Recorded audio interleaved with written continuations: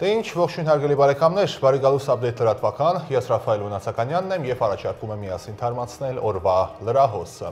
Իդեպ այսօր մեր քննարկումը հագեցած է պաշտոնական հանդիպումներով և հենց այդ թեմայով էլ սկսելու ենք մեր զրույցը, այսօր շատ են հանդիպումները, սկսենք ազգային ժողովից, ազգային ժողովի նախագահ Ալեն Սիմոնյանը այսօր ընդունել է Հայաստանում Կիպրոսի դեսպան Միքայել Մավրոսին։ Հանդիպան ընթացքում զրույց է եղել Հայաստանի և Կիպրոսի միջև երկկողմ հարաբերությունների մասին, այնպես էլ միջազգային հարթակներում համագործակցության վերաբերող հարցեր են քննարկվել։ Զրուցակիցները քննարկել են նաև Հայաստան-Եվրամիություն հարաբերություններին, միջխորհրդարանական համագործակցությանը, ինչպես նաև տարածաշրջանային զարգացումներին վերաբերող երկկողմ հետաքրքրություն ներկայացնող մի շարք հարցեր։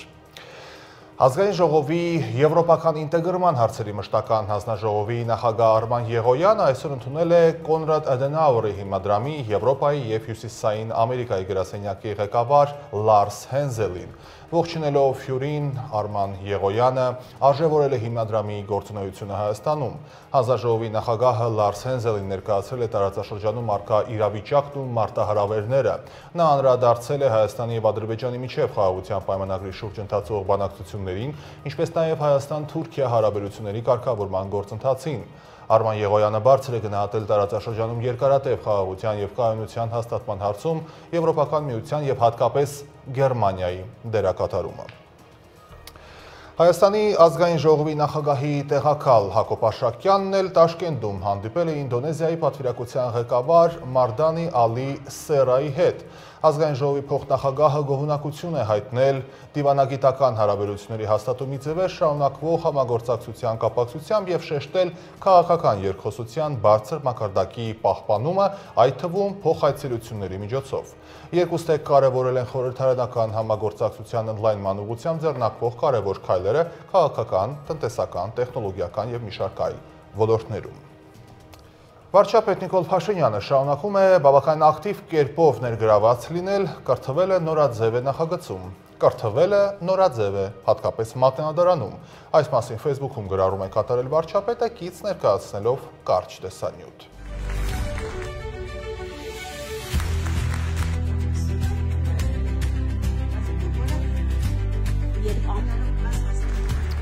Ընդհանանք առաջ հանրային մուլտիպլեքսում արտասահմանյան հեռուստաալիքների և հաղորդումների հեռարձակումը սպառնալիք է Հայաստանի համար։ Այս մասին ազգային ժողովի կրթության, գիտության, մշակույթի, սփյուռքի, երիտասարդության և սպորտի հարցերի մշտական հանձնաժողովի նիստում հեռուստատեսության և ռադիոյի հանձնաժողովի 2024 թվականի տեսալսողական լրատվամիջոցների տեղեկատվության, ազատության, գործունեության և վիճակի մասին զեկույցի ներկայացման ժամանակ հայտնում է հանձնաժողովի նախագահ Տիգրան Հակոբյանը։ Երրորդը, որը շատ կարևոր ենք համարում եւ ինչը գնալով, ցույց է տալի, որ լուրջ սպառնալիք է Հայաստանի համար, դա օտարերկրյա հեռուստաընկերությունների, հեռուստածրագրերի հեռարձակման սահմանափակումն է։ Մենք եւս մեկ անգամ պնդում ենք, որ հանրային մուլտիպլեքսում որևէ օտար հեռարձակող չպետք է լինի եւ վերջի իրադարձությունները ցույց են տալիս 1-2 տարվա, որ մենք իրավացի ենք եւ որ գտնում ենք, որ օրենքով այդ բացը պետք է փակվի եւ օտար հեռուստաընկերությունները չպետք է հեռարձակվեն եւ ես այդտեղ փոքր օրինակ բերեմ, որ խոսքը գնում է ոչ միայն ռուսական ծրագրերի մասին, դա ընդհանրապես մանիպուլյացիա է, մենք խոսում ենք ընդհանրապես բոլոր արտերկրի ծրագրերի մասին եւ վերջերս նույնպես Ֆրանսիան մեծ ջանքեր է գործադրում, որպեսզի ունենա հեռուստածրագիր, երկու հեռուստացիգեր մեր հանրային մուլտիպլեքսում եւ ընդունել եմ Ֆրանսիայի ներկայացուցիչներին ինձ մոտ Ֆրանսիայից եկած, ես ընդունել եմ փոխդեսպանին, երկրորդ անգամ մենք բավականին լուրջ քննարկում ենք ունեցել բարձր տեխնոլոգիական արդյունաբերության նախարարությունում եւս Ֆրանսիայի ներկայացուցիչների հետ եւ նաեւ մեր նամակներում եւ գաղտնի նամակներում մենք բերել ենք բոլոր այն փաստարկները, որոնք արգելում են օտարերկրացիներին հեռարձակվել հանրային մուլտիպլեքսում։ Եվ եթե դուք հիշում եք, այս վերջերս մի ցավալի դեպք եղավ Արդե հեռուստաընկերությանի կապված հայ-գերմանական, երբ որ ինքը Հայաստանի քարտեզը չէր տեղադրել, երբ որ տարածաշրջանային քարտեզներ ցուցադրում, խնդիրներ եղել նաև Թիմի Մոնդի հետ եւ ֆրանսիացիները հենց այդ երկու ծրագիրն են ուզում, որպեսզի մեր հանրային մուլտիպլեքս լինի, եւ հիմա պատկերացրեք, եթե այդ ծրագրերը լինեին հանրային մուլտիպլեքսում, կստացվեր, որ մենք ինքներս հեռարձակում ենք մեր մասին ապատեգացությունը եւ աղաղված պատկերացումներ, օրինակ քարտեզի մասին, Հայաստանի չգոյությունը։ Եվ կարծում եմ հիմնականում ռուսական լրատվամիջոցների մասն է խոսքը գնում, բայց մենք այս թեմայի շուրջ կարծում եմ խոսելու հնարավորություն կունենանք եւ անդրադարձ կատարենք այլ թեմաների։ Փոխվարչապետ Մայր Գրիգորյանը այսօր ընդունել է Ռուսաստանի Դաշնության նախագահի միջազգային մշակութային համագործակցության հարցերով հատուկ ներկայացուցիչ Միխայիլ Շվիդկոյին։ Հանդիպման ընթացքում զրուցակիցները քննարկել են կրթության, գիտության, մշակույթի, այլ ոլորտներում Հայաստանի եւ Ռուսաստանի միջև համագործակցության առկա հեռանկարային ծրագրերը։ Անդրադարձ է կատարվել նաեւ երկու երկրների միջև զբոսաշրջային հոսքերի խթանման ուղղված միջոցառումներին։ Կողմերը հաստատել են իրենց փոխադարձ շահագրգռվածությունը գործակալության հետագա խորացման հարցում եւ համատեղ նոր նախաձեռնություններ իրականացնելու պատրաստակամություն են հայտնել։ Հայաստանի ազգային ժողովի նախագահ Ալեն Սիմոնյանը արձանագրություն է ստորագրել Վիլեն Գաբրիելյանին պատգամավորական լիազորությունների դադարեցնելու մասին։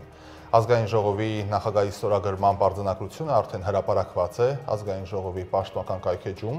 Վիլեն Գաբրիելյանը ապրիլի 1-ին պատգամավորական մանդատը վայր դնելու դիմում էր ներկայացրել ազգային ժողովի նախագահին։ Ազգային ժողովի կանոնակարգ օրենքի համաձայն հրաժարականի դիմում ներկայացրած պատգամավորը մեկ շաբաթվա ընթացքում կարող է ետ վերցնել դիմումը, հակառակ դեպքում ազգային ժողովի նախագահը դադարեցնում է նրա պատգամավորական լիազորությունները։ Վիլեն Գաբրիելյանի փոխարեն պատգամավորական մանդատը կստանա քաղաքացիական պայմանագրի կուսակցության համամասնական ցուցակի հաջորդ հերթական համարի թեկնածուն, նա Աշակ Օրդուբախյանն է։ Գաբրիելյանը, հիշեցնենք, ավելի վաղ հայտնել էր, որ հրաժարվում է պատգամավորական մանդատից, նաև նշել էր, որ մարտի 31-ին Գյումրի քաղաքում իր մասնակցությամբ միջադեպը համարում է ոչ վայել Հայաստանի Հանրապետության ազգային ժողովի պատգամավորի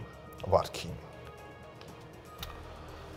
Իսկ ահա մաքսային սպասարկման եւ հսկողության վարչության աշխատակիցները հայտնաբերել են Իրանի Իսլամական Հանրապետությունից Հայաստան ներկրված առանձնապես խոշոր չափի շուրջ 12 կիլոգրամ քաշով մեթամֆետամին տեսակի թմրամիջոց։ Այս մասին հաղորդում է տարածում Հայաստանի պետական եկամուտների կոմիտեն եւ կից ներկայացնում տեսանյութ։ Քաղաքացիներին թմրամիջոցների եւ հոգեմետ նյութերի վնասակար ազդեցությունից զերծ պահելու, ինչպես նաեւ դրանց ապօրինի շրջանառության եւ մաքսանեկության դեպքերը կանխելու ուղղությամբ պետական եկամուտների կոմիտեն շարունակում է սկզբունքային պայքարը։ Օրերս ագարականցման կետում պետական սահմանից համակային անցման կետերում մաքսային սպասարկման եւ հսկողության վարչության աշխատակիցը ռենտգեն սարքավորման միջոցով մաքսային զննման է ենթարկել Իրանի Իսլամական Հանրապետությունից ժամանած քաղաքացի ՆԱ-ի կողմից չհագործվող բեռնատար ավտոմեքենան եւ կցորդը։ Արդյունքում կցորդին ամրացված ջրի տարայում նկատվել են կասկածելի զանգվածներ։ Պետ մաքսանեկության դեմ պայքարի վարչության օպերատիվ հետախուզության բաժնի եւ պետական սահմանից համակային անցման կետերում մաքսային սպասարկման եւ հսկողության վարչության աշխատակիցները համատեղ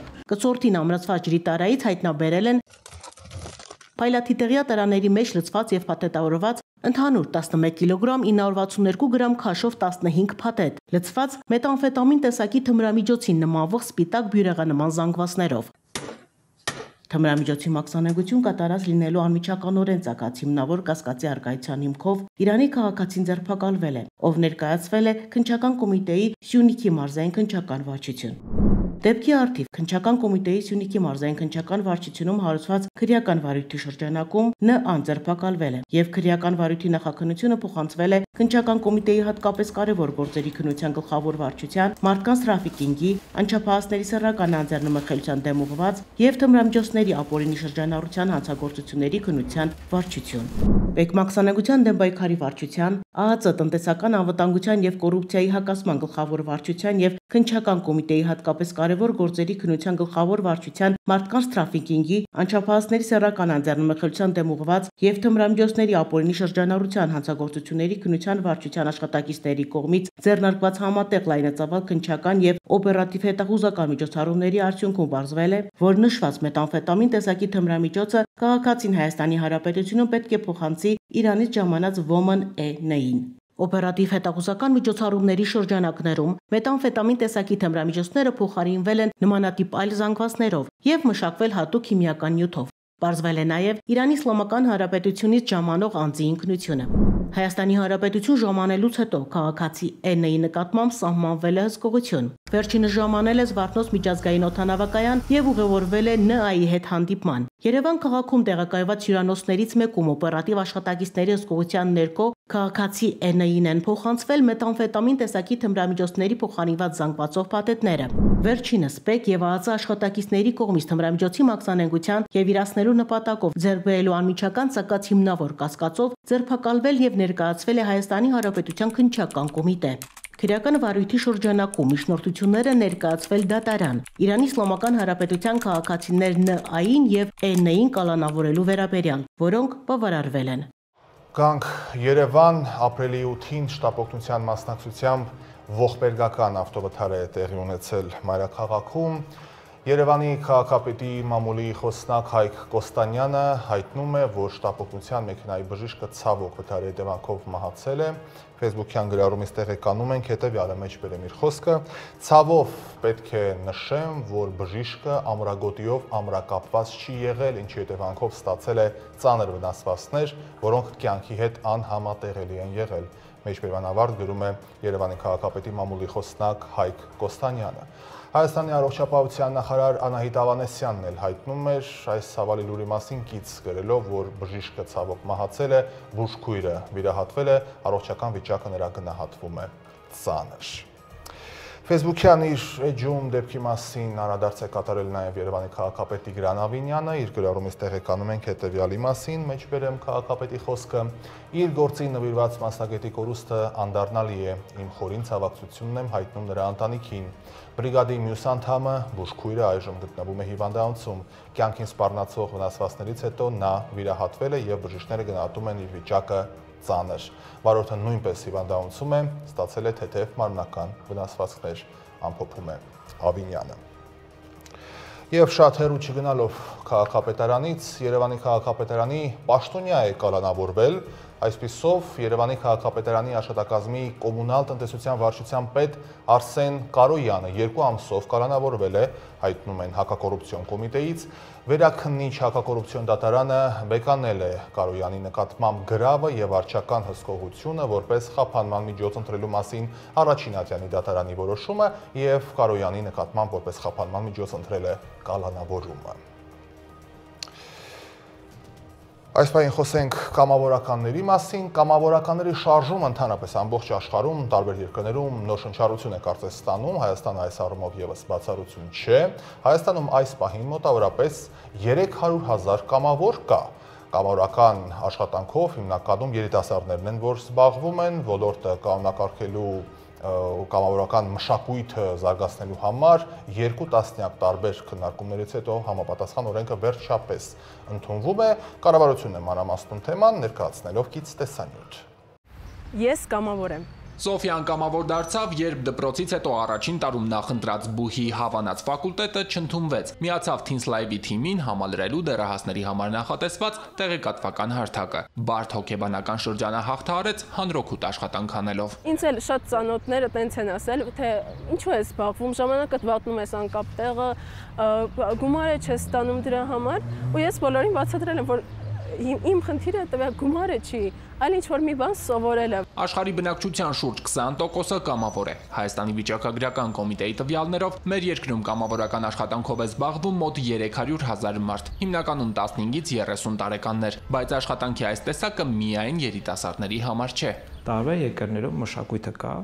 որևէ տարիքում մարդը կամավորական գործունեության մասնակցում է, որ առանց սահմանափակ լինի 80 տարեկան, լինի 60 կամ 10 կամ 15, հա, ինքը բոլորի համար է։ Ինչա նաև տարիքով մեծերի համար դա նաև հնարավորություն է իրենց փորձը, գիտելիքները կիսվել, դա նաև ակտիվ ծերացման մեխանիզմներից մեկն է։ Հայաստանում ոլորտը կանոնակարգելու քննարկումներ դեռ 2006 թվականից են սկսել, բայց կամավոր աշխատանքի մասին օրենքը գործադիրը հաստատեց, օրենսդիրն էլ ընդունեց 2023-ին։ Նախատեսվեցին իրավական մեխանիզմներ մեր երկրում ինստիտուտի կայացման ու մշակույթի զարգացման համար։ 3 տեսակի խումբ կառույցներ կարող են ընդգրկել,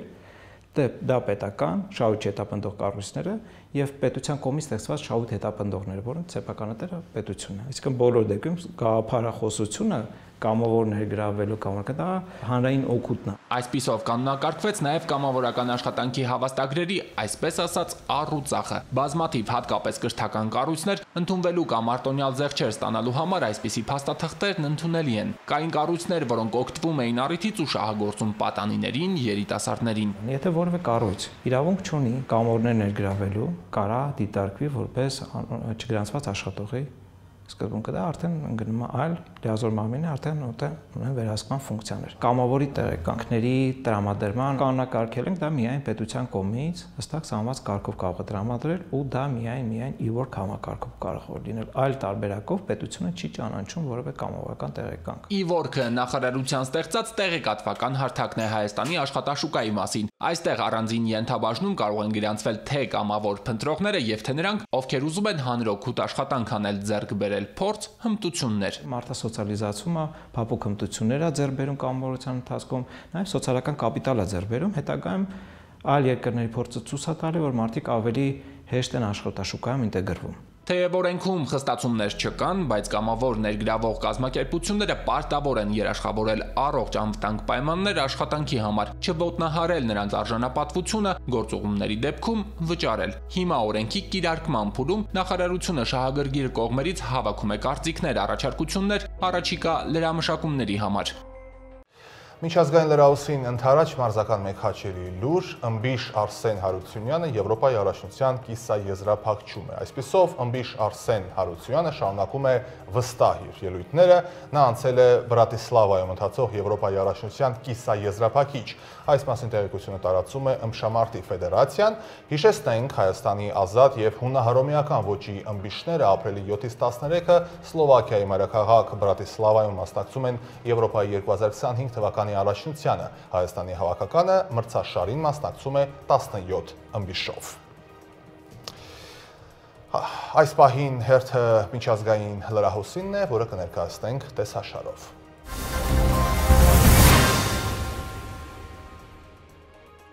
Իսրայելի վարչապետ Բենյամին Նեթանյահուն հայտարարել է, որ ԱՄՆ նախագահի հետ Վաշինգտոնում քննարկել է Թուրքիայի հետ հակամարտությունը կանխելու միջոցները, Դոնալդ Թրամփին անվանելով իդեալական միջնորդ։ Նա հավելել է, որ Թուրքիան լավ հարաբերություններ ունի ԱՄՆ-ի հետ եւ որ իրենք Թրամփի հետ քննարկել են, թե Իսրայելը ինչպես կարող է խուսափել Թուրքիայի հետ հակամարտությունից։ Անդրադառնալով Թուրքիայի նախագահ Ռեջեփ Թայիպ Էրդողանի հետ Դոնալդ Թրամփի լավ հարաբերություններին, Նեթանյահուն նշել է, որ ԱՄՆ նախագահը կարող է իդեալական միջնորդ լինել Անկարայի եւ Թել Ավիվի միջև հակամարտության սրումից խուսափելու համար։ Թրամփը իր հերթին նշել է, որ Նեթանյահուին հորդորել է լինել ողջամիտ Թուրքիայի հետ ունեցած ցանկացած վեճի առնչությամբ եւ շեշտել է Էրդողանի հետ իր լավ հարաբերությունները։ Թուրքիան խստորեն քննադատել է Իսրայելին 2023 թվականից ի վեր Գազայում ռազմական գործողությունների համար։ Դրանք անվանել է պաղեստինցիների դեմ ցեղասպանություն, դիմել համաշխարհային դատարան Իսրայելի դեմ գործին միանալու համար եւ դադարեցրել է երկրի հետ ողջ առևտուրը։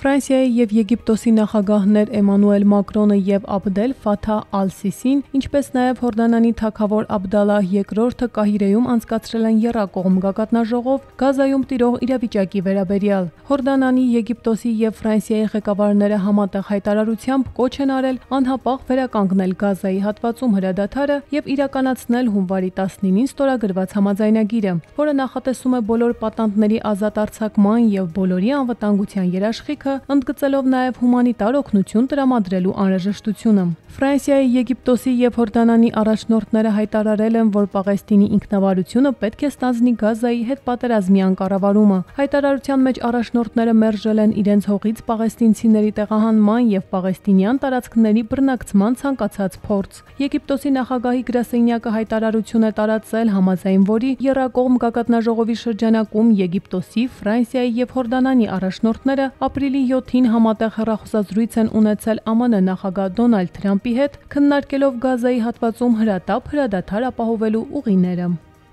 Եվրահանձնաժողովի նախագահ Ուրսուլա ֆոն դեր Լայենը Չինաստանի վարչապետ Լի Ցյանի հետ հեռախոսազրույցի ընթացքում կոչ է արել կարգավորել ԱՄՆ մաքսատուրքերի պատճառով առևտրի ոլորտում ստեղծված իրադրությունը, ընդգծելով հետագա էսկալացումից խուսափելու անհրաժեշտությունը։ Ֆոն դեր Լայենը շեշտել է Չինաստանի կարևոր դերն առևտրի բնագավառում մաքսատուրքերի առաջացրած հնարավոր շեղումները հասցեագրելու հարցում, հատկապես այն հատվածներում, որոնք արդեն իսկ տուժել են գլոբալ ավելցուկից։ Կողմերի հեռախոսազրույցը կայացել է Եվրամիություն-Չինաստան դիվանագիտական հարաբերությունների հաստատման 50-ամյակի կապակցությամբ։ Ըստ հաղորդագրության հուլիսին նախատեսվում է անցկացնել Եվրամիություն-Չինաստան գագաթնաժողով։ Իսրայելը շարունակելու է ամրապնդել Ադրբեջանի հետ ռազմավարական հարաբերությունները, այս մասին X-ում գրել է Իսրայելի արտաքին գործերի նախարար Գեդեոն Սաարը։ Մեկնաբանելով Աբու Դաբիի համաժողովի ժամանակ Ադրբեջանի արտաքին գործերի նախարար Ջեյհուն Բայրամովի հետ հանդիպումը։ Հիանալի հանդիպում ընկերոջս Ադրբեջանի արտգործնախարար Ջեյհուն Բայրամովի հետ, այս անգամ Աբու Դաբիում համաժողովի շրջանակում, որտեղ քննարկել ենք թեմաների լայն շրջանակ։ Ադրբեջանի հետ հարաբերությունները ընդլայնվում են եւ ներառում են ռազմավարական, դիվանագիտական, տնտեսական, էներգետիկ ու այլ հարթություններ, եւ մենք շարունակելու ենք ամրապնդել դրանք, գրել է Իսրայելի արտաքին գործերի նախարարը։ ԱՄՆ նախագահ Դոնալդ Թրամփը հայտարարել է, որ Վաշինգտոնը դեպի նպատակ է շարժվում Մոսկվայի եւ Կիևի հետ բանակցություններում։ Այս մասին նա ասել է լրագրողների հետ զրույցում։ Մենք հանդիպում ենք ռուսական կողմի հետ, հանդիպում ենք ուկրաինական կողմի հետ։ Մենք ել ավելի ենք մոտենում նպատակին, նշել է Թրամփը։ Միևնույն ժամանակ ԱՄՆ նախագահը դժգոհություն է հայտնում տեղում տիրող իրավիճակի առնչությամբ, բայց ես գոհ չեմ ռմբակոծություններից, որոնք տեղի են ունենում վերջին շաբաթների ընթացքում, եւ դա սարսափելի է, ավելացրել է Թրամփը։ Հաջորդ ռուս-ամերիկյան բանակցությունները լինելու են արտաքին քաղաքական գերատեսչությունների գծով։ Դրանք տեղի են ունենալու ապրիլի 10-ին Ստամբուլում։ Այս մասին հայտարարել է Ռուսաստանի Դաշնության նախագահի մամուլի քարտուղար Դմիտրի Պեսկովը։ Նա խորհուրդ է տվել մանրամասներ սպասել Ռուսաստանի Դաշնության արտաքին գործերի նախարարությունից։ Պեսկովը հավելել է, որ Մոսկվան եւ Վաշինգտոնը զգալի ջանքեր են գործադրում հարաբերությունները կարգավորելու համար։ Հիշեցնենք, նախորդ բանակցությունները տեղի են ունեցել Սաուդյան Արաբիայում։ Ռուսաստանի Պետդուման լիագումար նիստում վավերացրել է Ռուսաստանի Դաշնության եւ Իրանի Իսլամական Հանրապետության միջև համապարփակ ռազմավարական գործընկերության մասին պայմանագիրը։ Փաստաթուղթը մարտին Պետդումա է ներկայացրել Ռուսաստանի Դաշնության նախագահ Վլադիմիր Պուտինը։ Պայմանագիրը ստորագրվել է հունվարին Իրանի նախագահ Մազուդ Փեզեշքյանի Մոսկվա կատարած այցի ընթացքում։ Փաստաթղթում արձանագրված են երկարաժամկետ հեռանկարում Մոսկվայի եւ Թեհրանի միջև համագործակցության հետագա զարգացման իրավական շրջանակները։ Պայմանագիրը ամրագրում է Ռուսաստանի եւ Իրանի կարգավիճակը որպես ռազմավարական գործընկերներ եւ ընդգրկում է բոլոր ոլորտները, ներառյալ պաշտպանությունը, ահաբեկչության դեմ պայքարը, էներգետիկան, ֆինանսները, տրանսպորտը, գյուղատնտեսությունը, մշակույթը, գիտությունը եւ տեխնոլոգիաները։ Ուկրաինայի նախագահ Վլադիմիր Զելենսկին առաջին անգամ պաշտոնապես հաստատել է ուկրաինացի զինվորականների ներկայությունը Ռուսաստանի Դաշնության Բելգորոդի մարզում։ Նրա խոսքով Ռուսաստանի Դաշնության սահմանամերձ շրջաններում ակտիվ գործողությունները հիմնավորված պատասխան են ռուսական հարձակմանը։ Շարունակում ենք ակտիվ գործողություններ իրականացնել սահմանամերձ շրջաններում, թշնամու տարածքում եւ դա միանգամայն արդարացի է։ Պատերազմը պետք է վերադառնա այնտեղ, որտեղից եկել է, ասել է Զելենսկին։ Նա նշել է, որ այդ գործողությունների հիմնական նպատակը Սումիի եւ Խարկովի պաշտպանությունն է, որոնք պարբերաբար գնդակոծվում են Ռուսաստանի կողմից։ ԱՄՆ Գերագույն դատարանը ապրիլի 7-ին բավարարել է ամերիկյան վարչակազմի պահանջը եւ վերացրել է միգրանտների զանգվածային արտաքսման արգելքը։ Դատարանի 5 անդամներ քվեարկել են արգելքը վերացնելու օգտին, 4-ը դեմ։ Այսպիսով բեկանվել է վերաքննիչ դատարանի որոշումը, որը ուժի մեջ էր թողել ստորադաս ատյանի վճիռը։ Միևնույն ժամանակ Գերագույն դատարանը գործադիր իշխանությանը պարտավորեցրել է ողջամիտ ժամանակ տալ միգրանտներին դատարանում վիճարկելու իրենց արտաքսումը, նախքան նրանց կվտարեն երկրից։ Բացի այդ, Գերագույն դատարանի որոշմամբ համապատասխան դատական քննությունները պետք է տեղի ունենան Տեխասում, որտեղ պահվում են միգրանտները, այլ ոչ թե Վաշինգտոնում։ Միացյալ Նահանգները հետախուզական մեծ անօդաչուներ կտեղակայի Ճապոնիայի Օկինավայի հարավային պրեֆեկտուրայում։ Այս մասին լրագրողներին հայտնել է Ճապոնիայի պաշտպանության նախարար Գեն Նակատանին։ Նախարարն ասել է, որ այդ որոշման նպատակն է բարելավել տեղեկատվության հավաքումը ճապոնա-ամերիկյան դաշինքի շրջանակներում։ Ամերիկյան Քադենա ավիաբազայում անօդաչու թռչող սարքերի տեղակայումը կսկսվի մի քանի շաբաթվա ընթացքում անորոշ ժամկետով։ Սարքերի թվաքանակը, որոնք պլանավորում են տեղակայել, այս անգամ չի նշվում։ Իսրայելական բանակի օդային եւ հրետանային ռմբակոծությունների հետևանքով Գազայի հատվածում մեկ օրում շուրջ 60 զոհ է գրանցվել։ Գազայի առողջապահական իշխանությունները հայտնել են, որ 24 ժամվա ընթացքում գրանցվել է 58 զոհ եւ 213 վիրավոր։ Գազայում կառավարական լրատվական գրասենյակը հայտնել է, որ եւս մեկ լրագրող է զոհվել։ Այդպիսով պատերազմի ընթացքում զոհված լրագրողների թիվը հասել է 211-ի։ ՄԱԿ-ի գլխավոր քարտուղարի խոսնակ Ստեֆան Դյուժարիկը հայտարարել է, որ ՄԱԿ-ի պաշտոնյաները կոչ են անում համաշխարհային առաջնորդներին շտապ քայլեր ձեռնարկել Գազայի հատվածում պաղեստինցիներին փրկելու համար։ Իր հերթին Թուրքիայի նախագահ Ռեջեփ Թայիփ Էրդողանը Իսրայելին կոչ է արել դադարեցնել իր հանցագործությունները Գազայում եւ վերականգնել հրադադարի ռեժիմը։ Առնվազն 24 մարդ է զոհվել ԱՄՆ-ի 7 հարավային եւ կենտրոնական նահանգներում չդադարող տեղատարապ անձրևների եւ փոթորիկների հետևանքով։ 10 մարդ զոհվել է Թենեսիի նահանգում, որտեղ տեղատարապ անձրևի հետևանքով սկսվել են պտտահողմեր եւ հեղեղումներ։ 5 մարդ զոհվել է Կենտուկիում, 3-ը Միսսուրիում եւ 2-ական Արկանզասում եւ Ջորջիայում։ Ինդիանայի եւ Միսիսիպիի իշխանությունները հայտնել են մեկական զոհի մասին։ Արկանզասում զոհերի թվում կա 5 տարեկան երեխա, որը մահացել է տան վրա ծառի ընկնելու հետևանքով, ինչպես նաև 16-ամյա կամավոր հրշեջ։ Ավելի վաղ հաղորդվել էր վատ եղանակի հետևանքով 20 զոհի մասին։ Հեղեղումների ֆոնին Տեխասի եւ Օհայոյի նահանգների որոշ շրջաններում տեղի են ունեցել էլեկտրաէներգիայի եւ գազի վթարային անջատումներ։ Որոշ քաղաքների բնակիչներին տարհանման հրահանգ է տրվել։ Բազմաթիվ ճանապարհներ փակվել են, հազարավոր չվերթեր չեղարկվել են։ Տուժած նահանգների իշխանությունները հայտարարել են, որ ներկայում կատարում են փոթորիկի պատճառած վնասի գնահատման աշխատանքներ։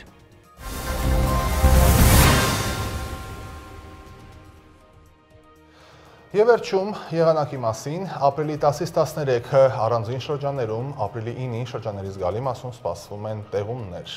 Ամպրոպ է նաև սպասվում, ապրիլի 9-ին առանձին հատվածներում տեղումները դիտվելու են հորդառատ։ Ապրիլի 11-ից 13-ը գիշերը լեռնային շրջաններում տեղումները լինելու են ձյան տեսքով։ Օդի ջերմաստիճանը ապրիլի 11-ին գիշերը նվազելու է 8-ից 10 աստիճանով։ Դե ինչ հարգելի բարեկամներ, շնորհակալ եմ ուշադրության համար։ Այսօրվա համար այսքանը, առավել թարմ լրահոսով կհանդիպենք հաջորդ թողարկմանը։ Լավ եղեք։